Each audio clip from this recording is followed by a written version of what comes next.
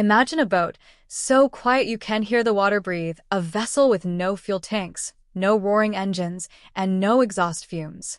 Now imagine it cruising for hours, powered not by diesel, but by a classified energy system developed in Africa. It sounds like science fiction, but it's not. Because this is exactly the kind of marine technology Zimbabwean inventor Maxwell Chikumbutso has been quietly working on. For years, the marine industry has been stuck between two extremes: massive diesel-powered boats that pollute the ocean and short-range electric prototypes that die after a few hours. Countries like the US, Japan, and Germany have poured billions into cracking clean marine transport, yet the biggest leap didn't come from Wall Street or Silicon Valley. It came from Harare. Maxwell's newest marine prototype isn't just another electric boat. It represents a completely different philosophy: long distance, high endurance, zero-fuel marine mobility. Engineers who visited his workshop described it as a system that shouldn't exist because it breaks the biggest limitation electric boats face: battery dependency. According to internal reports and a handful of leaked photos, Maxwell's watercraft uses an integrated self-charging system that recycles energy continuously. No heavy batteries. No fuel docks. Just an onboard energy conversion setup quietly feeding power into an electric propulsion system. If tested at scale, this would remove the biggest cost in marine transport: fuel and charging infrastructure. But what caught marine researchers off guard wasn't the propulsion, it was the control system. Maxwell designed a smart AI-assisted navigation suite that analyzes wave patterns, current direction, and energy consumption in real time. This means the boat actively chooses the most efficient path, reducing drag and optimizing power distribution. In rough waters, it adjusts thrust speed and balance automatically. In calm waters, it glides with minimal energy use. It's a level of efficiency usually found only in advanced drones or aerospace systems, not boats. To understand why this matters, look at the marine industry today. Cargo ships burn the dirtiest fuel on Earth. Fishers in coastal nations are crushed by fuel prices, and island communities depend on expensive transport just to survive. Marine EVs should fix this, but they don't, because current batteries can't run long enough, charge fast enough, or scale affordably. This is where Maxwell's breakthrough changes the equation. If his system eliminates battery dependency altogether, then marine electrification suddenly becomes realistic for the first time. The earliest footage of the prototype shows a sleek, medium-sized craft accelerating with almost no wake signature. No smoke, no rumble, just motion. Test observers noted that the craft maintained speed even when wave resistance increased, something that drains conventional electric boats instantly. When questioned about the energy source, Maxwell simply referred to it as RF harvesting and intelligent distribution, refusing to elaborate further. While mainstream engineers debate whether such a system violates established physics, investors in Africa and the Middle East are already circling. Marine transit is a trillion-dollar market. Everything from fishing fleets to ferries to military patrol boats depends on it. If Maxwell's system works at scale, it could redefine ocean logistics the same way electric motors redefined cars. Critics argue that without public demonstrations and independent verification, the claims remain speculative. But supporters point out that nearly all disruptive technology begins in secrecy, from early stealth aircraft to Tesla's first roadster. They also argue that Africa's hardware innovators are rarely taken seriously until the West confirms their breakthroughs, a pattern Maxwell himself has experienced multiple times. What makes this story even more intriguing is who's now paying attention. Maritime authorities in several African coastal nations have quietly requested feasibility reports, while an Arab investor group reportedly offered test waters for larger-scale trials. Meanwhile, on social media, engineers debate whether the future of marine transport might actually start in Zimbabwe rather than Norway, Japan, or the US. And then there's the geopolitical angle. Nations with heavy shipping industries, China, Korea, Germany, spend billions on research for fuel-efficient marine vessels. If Maxwell's system bypasses fuel entirely, it disrupts not just transport but energy, oil, and logistics at the same time. One expert put it simply: if Zimbabwe cracks energy-independent marine systems, the global shipping map changes. Whether the world believes it yet or not, one thing is undeniable. Someone just introduced a new possibility into a stagnant industry. And history shows that once a possibility exists, someone will scale it, whether fast or slow. What most people don't know is that Maxwell wasn't always focused on cars or drones or off-grid power. According to those close to him, marine applications were on his radar years before anyone heard the term self-charging EV. He believed that water-based transport was the ultimate challenge because the ocean is one of the harshest environments for any machine. High resistance, unpredictable weather, salt corrosion, and massive energy losses.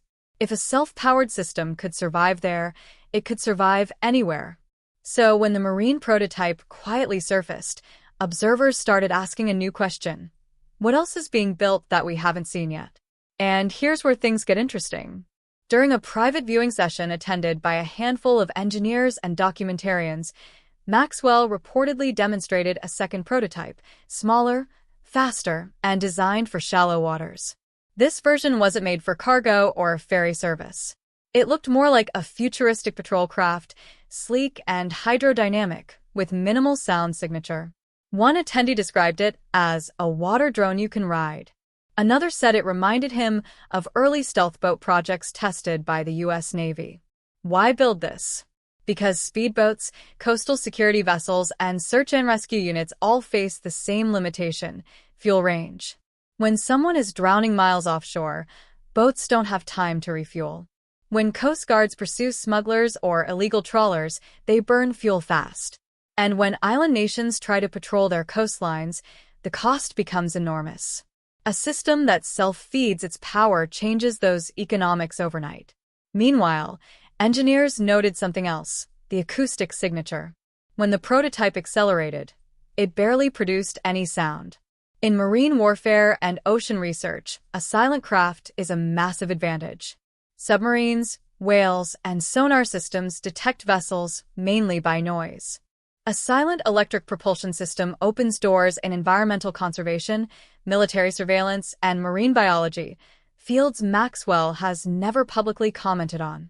But the heart of the controversy is the same one surrounding all his previous work: the energy source. Researchers want schematics, test data, and third-party validation. Investors want patents and production timelines. And online skeptics want proof on camera. But Maxwell is neither defensive nor boastful.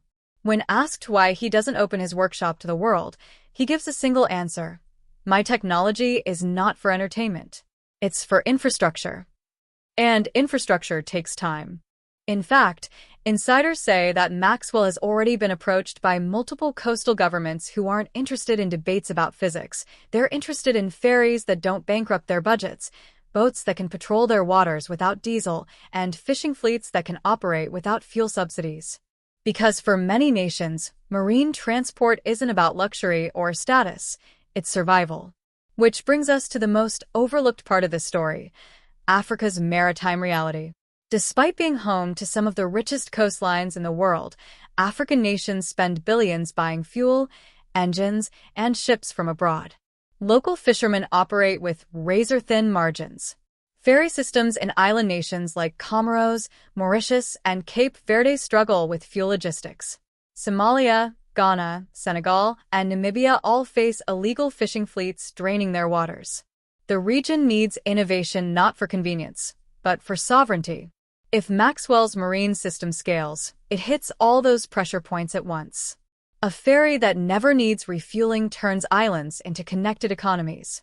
A coastal patrol craft with silent propulsion changes the game for illegal trawlers. And a fishing vessel that doesn't burn diesel means fishermen keep more of their earnings. That's why the marine world is split. Traditional engineers ask, is this scientifically credible? Strategic analysts ask, if it is, who controls it? Investors ask, when does it go commercial? And governments quietly ask, how do we get access? And while the debates continue, Maxwell keeps building. The ocean doesn't care about opinions, it only responds to what works.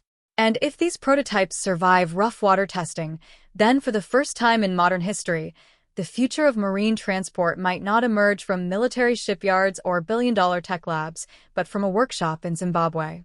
Field reports suggest that the next phase of testing wasn't about speed or durability, it was about autonomy. Engineers observed a larger patrol-style craft operating without a visible pilot, following a programmed route just a few meters off the coastline. Even in choppy water, the craft adjusted its heading, compensated for drift, and maintained speed with the kind of precision you would expect from a drone, not a boat. This raised an entirely new set of questions. Is Maxwell building a marine vehicle or a marine platform? Because autonomy turns a boat into something bigger. It becomes a search vessel for disaster zones, a logistics vehicle for remote islands, a surveillance node for coastal security, a research platform for marine biology, a cargo runner for regions without ports. And without fuel constraints, the economics shift dramatically. Replacing diesel with self-sustaining propulsion means missions aren't planned around fuel depots, tankers, or refuel stops. Instead of asking, how far can we go? The question becomes, what do we want to do when we get there? But perhaps the most shocking moment came when the prototype returned to shore. A technician connected a diagnostic cable and began downloading data, not from a marine power system, but from a layered array of sensors mapping temperature gradients, salinity changes, and sonar readings along the route. In other words, the vessel wasn't just traveling, it was studying the ocean. That changes everything. Marine scientists normally rely on expensive research ships or slow-moving buoys to collect ocean data. Universities and governments rent vessels for thousands of dollars per hour. If Maxwell's autonomous craft can do the same job while powering itself, it collapses the cost entirely. For countries watching their coastlines change due to climate pressure, illegal mining, trawler fleets, coral bleaching, or rising tides, cheap autonomous data collection is priceless. And suddenly, Maxwell's marine innovation doesn't just compete with boats. It competes with satellites, research ships, and coastal radars. This is why behind closed doors, analysts are whispering about a much bigger narrative, not a single inventor, but a pattern. One by one, Maxwell's prototypes seem to target systems usually controlled by major powers: energy grids, defense vehicles, air mobility, and now marine infrastructure. Whether that is intentional or not, the outcome is the same: decentralization. Energy without fuel. Mobility without ports. Data without satellites. Patrol without bases. And that makes people nervous. Because for decades, marine dominance has been controlled by nations with deep naval budgets, aircraft carriers, and global fuel logistics. But Africa is a continent where maritime needs are enormous and fuel budgets are small. If self-powered autonomous craft become real, the advantage flips. Small nations gain capability without adopting massive infrastructure. Coastal security becomes accessible. Marine research becomes local. Trade routes become independent. Of course, critics still argue that all of this hinges on one thing: transparency. Until documentation is published, until shipyards get involved, until classification societies approve the designs, the world will stay skeptical. And, to some extent, that's fair. But progress often begins in suspicion. The first electric cars were laughed at. The first drones were dismissed as toys. The first reusable rockets were mocked on television. Reality doesn't arrive polished, it arrives in prototypes. So, where does this story go next? Sources close to the team say the marine platform is entering scaled testing in deeper waters, with sensors logging stability, wake signature, and propulsion efficiency under load. A cargo variant is reportedly planned, something that could carry goods between islands or across large lakes without port refueling. That alone would transform trade in places like Lake Victoria, Lake Tanganyika, the Niger Delta, Zanzibar, Sierra Leone, and Indonesia. If that prototype works, Maxwell won't just be building boats. He'll be building maritime infrastructure, because maritime infrastructure isn't just about moving goods, it's about power projection. Whoever controls the waterways controls economies. And suddenly, a small African inventor was positioning Africa not as a customer of maritime technology, but as a producer of it. Insiders say the cargo variant under development isn't huge. Not a container ship, not a ferry, but something more strategic, a modular platform. One that can be configured as a small freight carrier, a patrol craft, or a research vessel depending on the mission. Think of it as the marine equivalent of a pickup truck, rugged, flexible, and optimized for places where traditional ports, fuel depots, and infrastructure simply don't exist. Test logs allegedly show that the platform is being evaluated for a wake profile stealth at low speeds, acoustic signature for sonar detection, a propulsion noise patterns, heat profile for aerial thermal imaging, dockless loading and unloading. If even half of that is true, this isn't just a clever boat, it's a dual-use maritime asset. But here's the part nobody expected. Fishermen communities were the first to get excited. Because for decades, small-scale fishers have been forced to travel hours or days offshore using fuel-powered boats, spending most of their income just to reach deeper waters. A self-powered marine platform flips that equation. Less time refueling, more time fishing, and the ability to transport catches before they spoil. Then, environmental groups started paying attention. Self-powered boats mean no oil in the water, no emissions, less noise pollution. Migrating whales and dolphins die every year from ship noise interfering with communication. Quiet autonomous boats could reduce that dramatically. And then came the shocker. Universities began requesting access, quietly, through unofficial channels. They didn't just want to see the propulsion system. They wanted the data. Because Maxwell's marine prototypes were collecting ocean telemetry as they moved, creating high-resolution maps of coastal conditions. For nations facing rising sea levels, disappearing coral reefs, or illegal foreign fishing fleets, that kind of data isn't just useful, it's national security. One policy advisor from a West African ministry reportedly said, "For the first time, we would not need foreign ships to tell us what is happening in our own waters." That sentence alone explains why global attention is shifting. Of course, the skeptics remain loud. They argue that vehicles don't scale, deadlines slip, documentation is sparse, and demonstrations are controlled. But skepticism doesn't erase the fact that prototypes exist, and prototypes evolve. And evolution is already happening. During a closed coastal test, observers noticed something unusual. The propulsion units on the underside of one vessel detached, repositioned, and reconnected magnetically. Instead of a single fixed-drive unit, it appeared to be using swappable propulsion modules, like batteries for a power tool but for marine vehicles. Why does that matter? Because modular propulsion means easier maintenance, zero dock time for repairs, adaptable thrust based on mission load, and scalable power for larger vessels. Imagine a disaster response fleet where damaged propulsion units are replaced in minutes instead of days. Imagine cargo boats adding extra modules for long distances, or removing modules for river travel. This is how aviation thinks, not how boats have ever worked. And just when it seemed like the story couldn't get any stranger, rumors began to circulate about a hydrofoil variant, a design that lifts out of the water at speed, reducing drag by up to 80%. If that prototype is real, self-powered marine transport would stop being slow and become fast, very fast. That's the moment the narrative shifts from interesting prototype to potential maritime disruption, and that's why global observers are suddenly reevaluating Maxwell's marine ambitions. Whether the world believes it or not, something new is moving over the water, quiet, data-rich, self-powered, and built in Africa. Within weeks, a handful of coastal nations started quietly signaling that they wanted in. Not through big public announcements, not through flashy press releases, but through back-channel conversations. They weren't interested in bragging rights. They were interested in leverage. Here's why. Most African nations pay foreign fleets, especially from Europe and Asia, to patrol their waters, conduct surveys, or handle research missions. That means data, fuel, and contracts all flow outward. But a cheap, silent, self-powered vessel flips the power dynamic. It lets coastal governments patrol their own waters without spending millions on conventional fuel or foreign crews. One diplomat reportedly said something that stuck with me. "You don't need a large navy if you have eyes everywhere."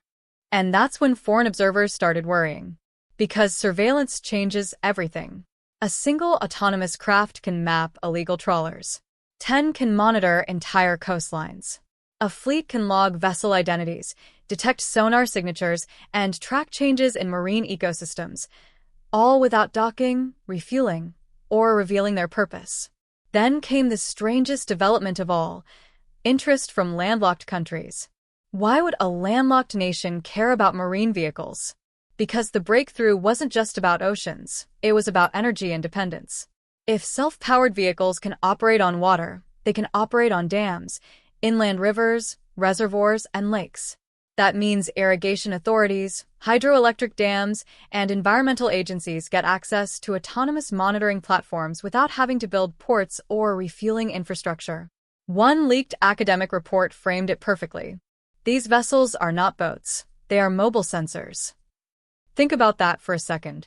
In a world where data is more valuable than oil, the ability to move freely across water, indefinitely, and collect information is priceless. Maritime researchers pay tens of thousands of dollars per expedition just to record basic environmental data. If sensors become autonomous, if they never need to dock, if they never need fuel, research becomes continuous instead of episodic. And that's where the speculation gets wild. Some engineers believe the marine platform Maxwell is testing could eventually support underwater docking stations, autonomous mesh network communication, modular scientific payloads, surface-to-drone relays, long-duration mapping missions. If that sounds more like NASA than maritime transport, well, that's the point. Because innovation rarely stays in one lane. Rockets became satellites. Satellites became GPS, GPS became Uber. And now maritime propulsion might become autonomous ocean intelligence. Meanwhile, rumors started circulating about Maxwell testing materials not typically used in boats, composites optimized for electromagnetic shielding, thermal invisibility, and structural dampening. If true, these aren't choices you make for aesthetics or speed. These are choices you make for stealth. That's when naval experts, the real serious ones, started debating privately. Not about whether the technology works, but about who gets access to it first. Because whoever controls quiet, self-powered, data-driven marine vehicles gains. Surveillance without conflict. Research without funding bottlenecks. Logistics without fuel dependency. And sovereignty without foreign fleets. That's not just innovation. That's strategy. But here's the twist that nobody saw coming. Everything we've discussed so far, the autonomy, the sensors, the energy system, may actually be the side plot. The real headline might be something entirely different, hidden in plain sight. During one demonstration, a vessel approached the dock at an angle that should have caused a collision. Instead, it slowed, corrected course, and docked itself with precision, without visible thrusters and without making a sound. Observers wrote it off as good piloting, but there was no pilot. What they witnessed wasn't marine engineering, it was spatial awareness. AI on water. Not reactive systems, but predictive ones, the same kind used in autonomous cars, aircraft, and military drones. Except this time, operating in a fluid environment where GPS, sonar, computer vision, and inertial navigation must fuse in real time. If Maxwell's marine vehicles combine self-powering propulsion with autonomous navigation, then the question isn't whether they can replace boats. The question is whether they can replace fleets. And if that's true, then we're entering a new chapter. One where innovation isn't asking for permission, and Africa isn't asking to follow. It's leading. By the end of the demonstration, the small crowd watching from the pier didn't fully understand what they had seen. They didn't know how the propulsion worked, how the vehicle could dock itself, or how it managed to stay silent in the water. But they understood one thing very clearly. The world had just changed again, quietly. Because innovation rarely announces itself. It creeps in through the back door, it makes experts uncomfortable, and it forces industries to adapt long before they're ready. For decades, the ocean has been the domain of large fleets, heavy fuel, expensive maintenance, and international contracts. But as autonomous, self-powered maritime systems emerge, that domain begins to shrink. Researchers gain independence. Small nations gain leverage. Scientists gain tools they never had. And for the first time in modern history, innovation in marine technology isn't flowing from Europe, China, or the United States. It's flowing from Africa. Maxwell Chikumbutso has spent years being labeled a hoax, a myth, a rumor, or a fringe inventor. Yet again and again, he keeps doing what skeptics hate most. He keeps building. Not concepts, not theories. Machines. Machines that move, machines that fly, machines that generate power, and machines that conquer water. Whether the world chooses to accept or ignore this latest breakthrough doesn't really matter. Because innovation doesn't wait for permission. And technology doesn't care about politics. In the coming years, the most important maritime developments might not be happening in military shipyards or billion-dollar research programs. They might be happening in quiet workshops, funded by private groups, tested on local waters, and refined out of sight. And when the world finally looks up, it may find that Africa didn't ask for a seat at the table. It built its own. Thank you for watching. If you enjoyed this story, make sure to subscribe for more deep dives into the technologies shaping tomorrow. And remember, sometimes the future doesn't arrive loudly. Sometimes it arrives silently over water.